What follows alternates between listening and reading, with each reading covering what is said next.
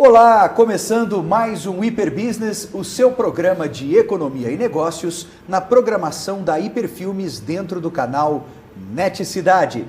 Hoje vamos falar de um tema extremamente importante para o meio empresarial: o risco do apagão de mão de obra, de qualificação profissional, gestão estratégica de pessoas, retenção de talentos. Para tanto, estamos recebendo a diretora da Corus, empresa especializada em gestão estratégica de pessoas e professora da Fundação Getúlio Vargas, Denise Lustre. Mestre também, né, Denise Lustre? Administração. Em administração de empresas. Denise, um tema extremamente importante para os dias atuais. Como você contextualiza essa realidade, esse perigo, entre aspas, para o meio corporativo, que é esse apagão, essa falta de qualificação profissional no mercado? André, nós tivemos aí na iminência de um colapso um pouco antes da crise mundial, né, que houve aí no final de 2008 e 2009. Então, a grande preocupação dos empresários nessa época era sobre a falta de profissional qualificado no mercado e o que isso significaria em termos de entraves ao desenvolvimento econômico do país. Então, é uma preocupação tanto dos empresários quanto de políticos, né, na questão do crescimento econômico. Aí veio a questão da crise, tirou um pouco o foco desse problema, né, as empresas preocupadas com a sua sobrevivência. Deixaram de contratar um pouco, reduziram. Colocaram o pé no freio, né, toda essa situação. E agora, como o Brasil passou meio que incólume, vamos dizer assim, por essa crise, né, surpreendendo aí o mundo, volta à tona esse tema, né? Então, o Brasil crescendo, as empresas crescendo, o crescimento econômico exige, demanda um maior número de mão de obra, de profissionais qualificados no mercado, e a gente vem de um histórico educacional precário, né? Existe um esforço, a gente tem visto aí esforços sendo empreendidos, tanto pelo governo quanto pela iniciativa empresarial, no sentido de empreender esforço para formar mais pessoas, mas a formação de pessoas é uma coisa que demanda um tempo. Se você não forma pessoas assim, né, de uma hora para outra. Então, ao se investir em educação, abrir mais cursos técnicos, tudo isso vai ajudar a suprir ou a minimizar esse problema. Mas a formação demora e as empresas precisam de profissionais num ritmo muito mais acelerado do que o período demandado para a formação educacional. Além disso, a gente sabe que o problema não está no ensino médio somente ou no ensino superior.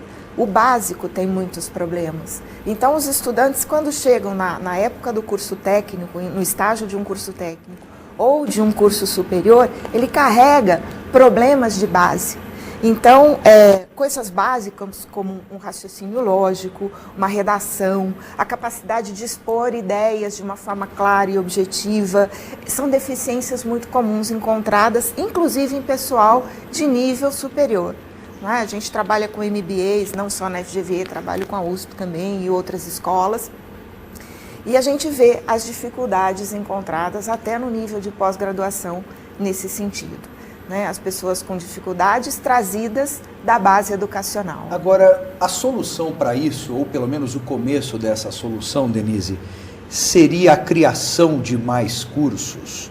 Ou o projeto precisa ser bem mais amplo e precisa ser pensado não só no curto prazo, que é a formação imediata para suprir o mercado, mas no sentido de se aproveitar essa oportunidade para se estabelecer um sistema para que não falte mão de obra para o médio e longo prazos? O que você acha dessa tendência? Nós temos aqui, no mundo empresarial, a gente trabalha com esse foco também. Você tem que ter uma estratégia de sobrevivência, você tem que acudir à situação emergente agora. Tem que estancar a hemorragia. Estancar a hemorragia e depois cuidar da causa. Isso tem que acontecer concomitantemente, porque as empresas não vão parar de operar para esperar as pessoas se formarem, né? Essa mão de obra qualificada aumentar. Então, a empresa acaba tendo que investir na qualificação desses profissionais, em completar as deficiências que vêm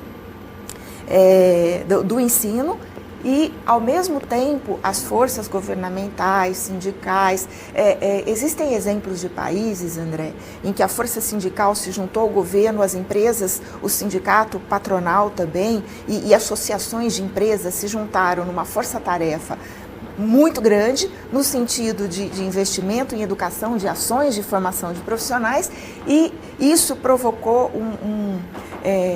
um benefício muito grande para o momento econômico do país, né? Então, a gente tem exemplos maravilhosos de investimento em educação com o crescimento consequente do país no cenário mundial. É o caso da Coreia, é o caso mais antigo da Finlândia, da Espanha, a própria Índia também, a própria né, Índia tem investido bastante, a China tem investido muito em educação, então a gente vê que realmente esse investimento ele tem retorno.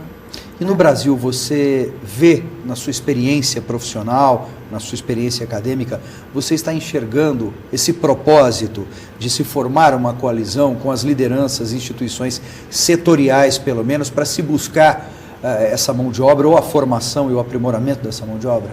Vejo poucos sinais de coalizão, né? Dessas forças conjuntas se juntarem num único projeto. Iniciativas isoladas, talvez. O que a gente talvez vê são iniciativas isoladas. Então você vê o próprio Sistema S do governo, o Senai, o SESI, Senac, principalmente o Senai, que foca o segmento industrial, você vê ações focadas, né, no esforço de formar um maior número de profissionais para o setor industrial.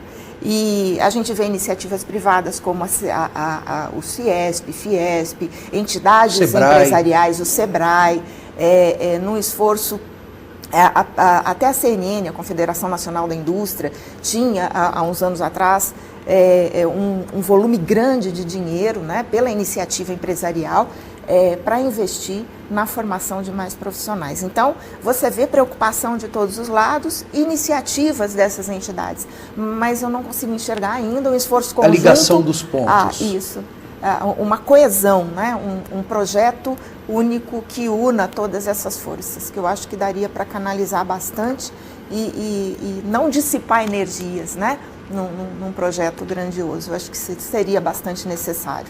Denise, vamos para o nosso primeiro intervalo. O Hiperbusiness volta em instantes.